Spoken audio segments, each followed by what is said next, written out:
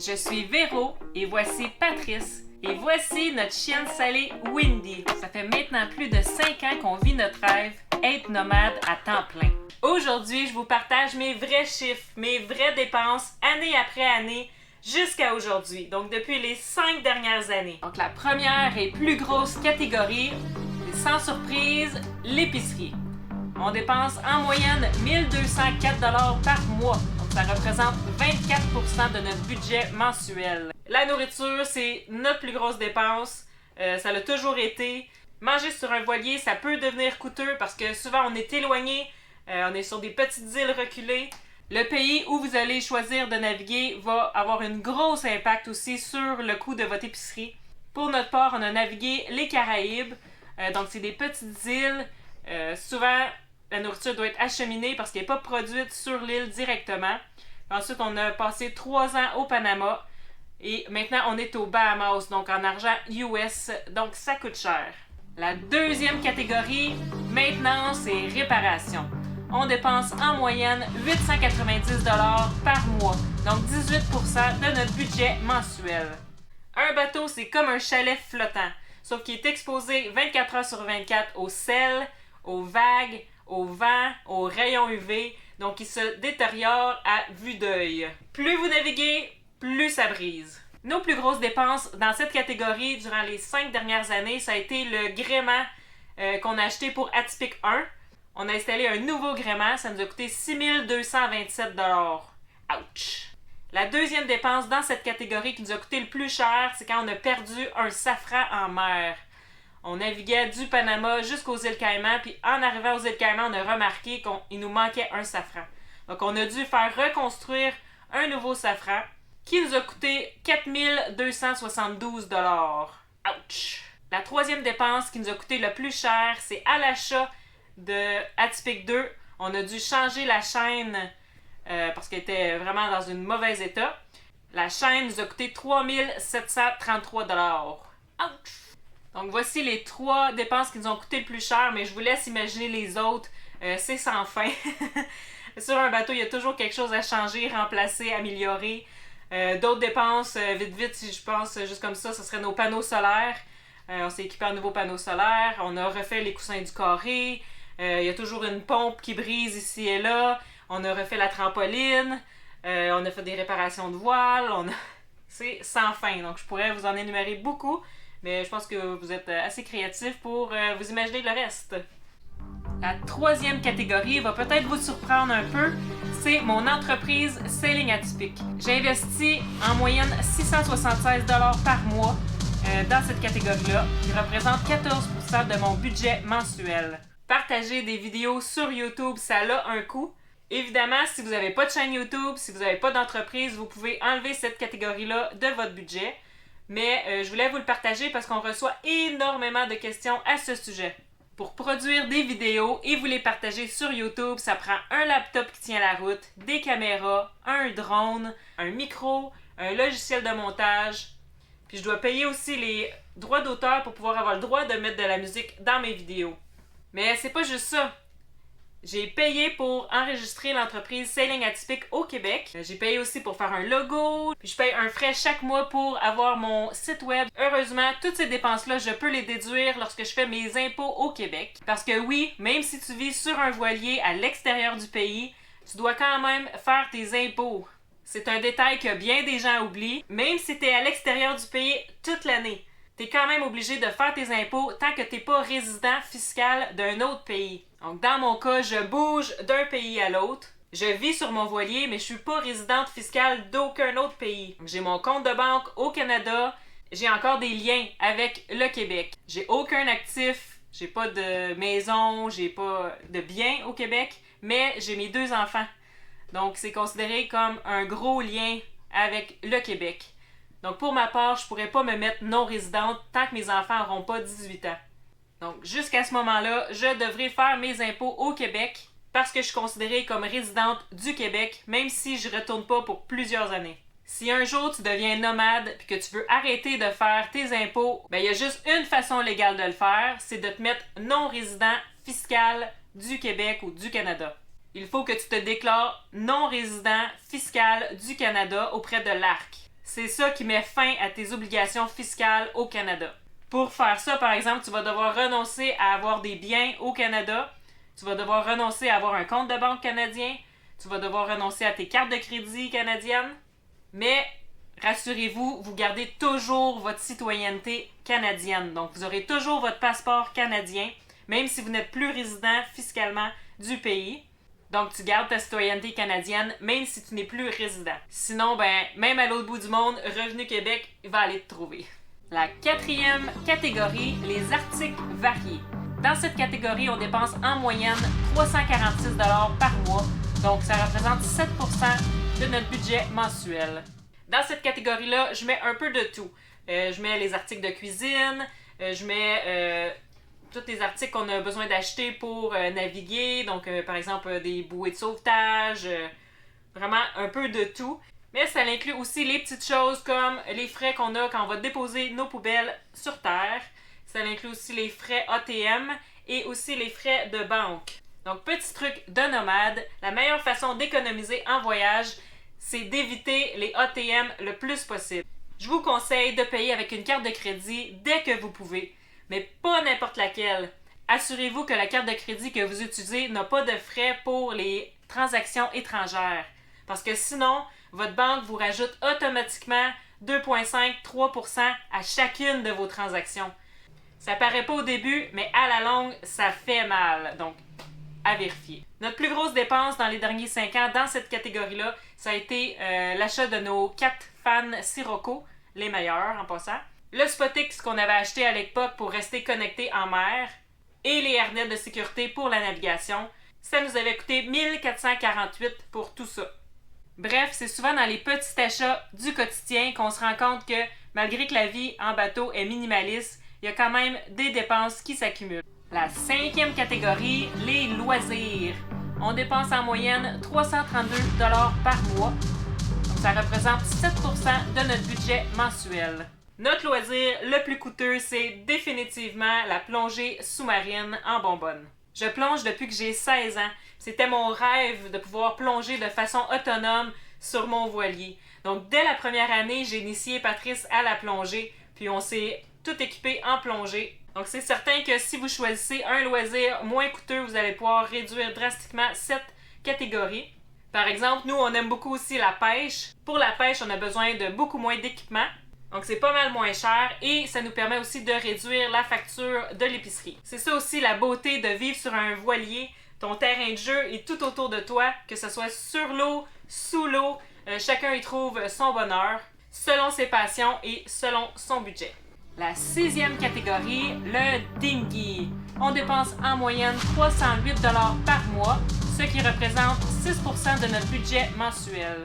Bien sûr, l'achat initial du dinghy, mais ça représente aussi l'essence, l'huile, le cadenas pour le sécuriser, l'ancre, la maintenance, les réparations.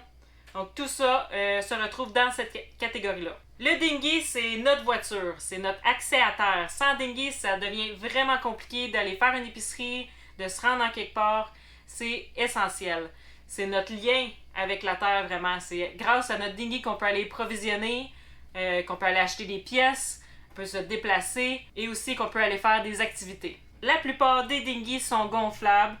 C'est ce que les gens ont tendance à acheter au début parce qu'ils sont moins dispendieux à l'achat initial. Mais si vous pouvez investir dans un dinghy rigide dès le début, vous allez me remercier plus tard, je vous le garantis. Parce que des dinghies gonflables, c'est vraiment difficile. Les dinghies gonflables finissent toujours par dégonfler, se percer avec les rayons UV, c'est l'enfer. Un dinghy gonflable, ça n'a pas une longue durée de vie, je vous le garantis. Même si vous y faites attention. C'est une dépense qui revient plus vite qu'on le pense. La 8e catégorie, l'Internet. L'Internet représente en moyenne 225 $ par mois pour nous, ce qui représente 5% de notre budget. Durant nos 3 premières années, l'Internet, c'était notre plus gros irritant.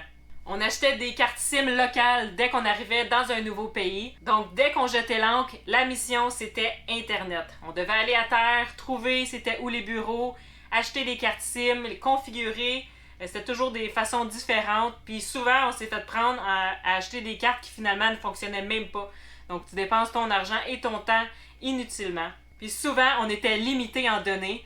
Je me rappelle, il y a tellement de fois où on a dû aller dans des restaurants, dans des Starbucks pour utiliser les Wi-Fi afin qu'on puisse publier un épisode YouTube.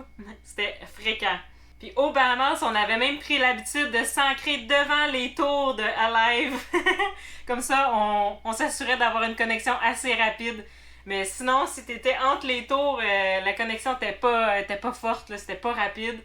C'était vraiment difficile. Maintenant, on a Starlink et ça nous simplifie tellement la vie, je retournerai pas en arrière. On utilise Internet pour faire nos recherches dans les nouveaux pays, pour se diriger dans le pays aussi, pour la météo bien sûr, pour vous publier des épisodes YouTube, pour répondre à tous nos messages, commentaires, pour rester en contact avec mes enfants, avec notre famille, nos amis.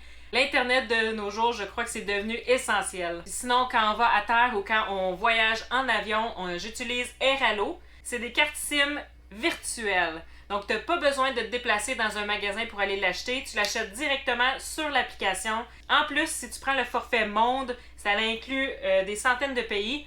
Et tu peux l'activer chez toi avant de partir, puis t'assurer que ça fonctionne. Donc, dès que tu atterris, tu es encore dans l'avion, tu enlèves ton mode avion, puis t'as Internet. Donc, c'est génial. Si jamais tu veux l'essayer toi aussi, utilise mon code promo. Tu vas avoir 3 $ de rabais. Puis moi aussi. La 7e catégorie, les restaurants. En moyenne, on dépense 238 $ par mois, ce qui représente environ 5 % de notre budget mensuel. Je ne vais pas m'éterniser sur cette catégorie parce que ça dépend vraiment des habitudes de chacun. De notre côté, on va au restaurant 2-3 fois par mois. On aime découvrir la cuisine locale des pays qu'on visite parce qu'on trouve que ça fait partie intégrante du voyage. Dans les autres catégories, c'est des petites dépenses qui représentent un petit pourcentage de notre budget par mois. Donc, il y a aussi les petites dépenses qui reviennent toujours. Le diesel pour avancer quand il n'y a pas de vent. Les nuits en marina quand on est obligé d'y aller pour une réparation. Le transport sur terre, que ce soit en taxi, Uber, autobus. Les frais d'entrée et de sortie des pays. Le lavage du linge, les frais postaux, le propane pour cuisiner, l'eau douce, les petits achats à la pharmacie, les soins de santé. D'ailleurs, en parlant des frais de santé, nous, on n'a pas d'assurance santé. Si on se blesse, si on tombe malade, on paye directement de notre poche. Et honnêtement, c'est parfait comme ça parce que ça nous pousse à prendre soin de notre santé, justement. Parce qu'on veut pas tomber malade, on veut pas se blesser, donc on fait super attention. On n'est jamais malade. Honnêtement, ça arrive vraiment pas souvent. En 5 ans, on a dû aller à l'hôpital une fois chacun. C'est quand même très bon. Puis on était très impressionnés, honnêtement, des services de santé ailleurs que le Québec. Là. Patrice, entre autres, a dû aller faire une panoplie de tests quand on était au Panama. Puis ça s'est fait sans rendez-vous, la journée même. Un test de sang, un test pipi, un test pour son cœur. Il avait fait une échographie de son abdomen. Tous ces tests-là, là, sans rendez-vous, la même journée. Puis ça lui avait coûté 180 $ US pour tout.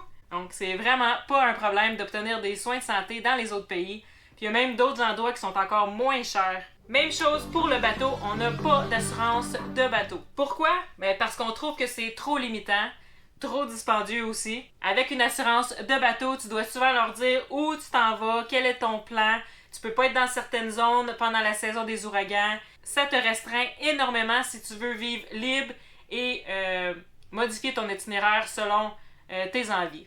Honnêtement, on a tellement entendu d'histoires où les gens étaient assurés, puis il est arrivé quelque chose de majeur, puis finalement, les assurances n'ont pas couvert parce qu'il y a 1001 clauses, 1001 raisons qu'ils vont trouver pour pas payer quand c'est le temps, quand vous en avez besoin.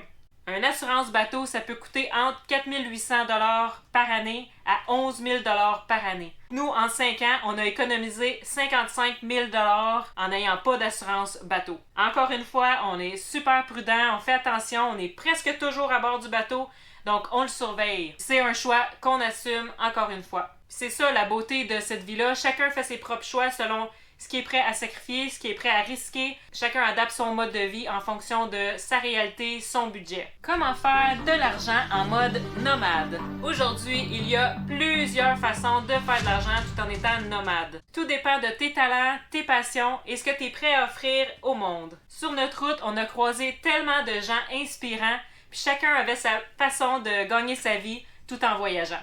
Il n'y a pas une seule façon, c'est infini. Il y a énormément de personnes qui travaillent en ligne, D'autres investissent dans la crypto-monnaie, la bourse, ou ils développent des revenus passifs sur Internet. D'autres offrent des services entre bateaux, que ce soit de la mécanique, de l'électronique, experts en réfrigération, artisanat, ils offrent des cours de yoga.